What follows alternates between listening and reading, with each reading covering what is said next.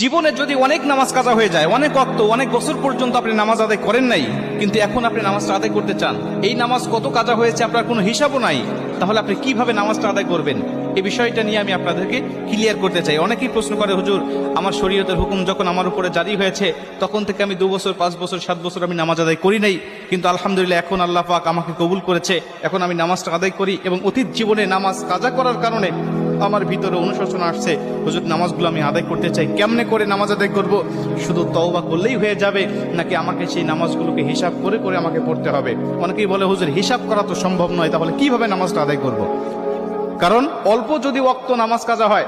যেমন আজকে আপনি 2 ওয়াক্ত নামাজ কাজা করেছেন, আসর এবং মাগরিবের নামাজ আপনি আদায় করেন নাই, এশার নামাজের সময় আপনার স্মরণ হয়েছে বা আপনি অবসর হয়েছেন, ব্যস্ততা আপনার কমেছে, আপনি এখন কাজা নামাজটা আদায় করবেন, হিসাব করে আপনি এশার নামাজের আগে আসরের নামাজের 4 রাকাত আপনি কাজা নামাজ আদায় করলেন, মাগরিবের 3 রাকাত করলেন, তারপর এশার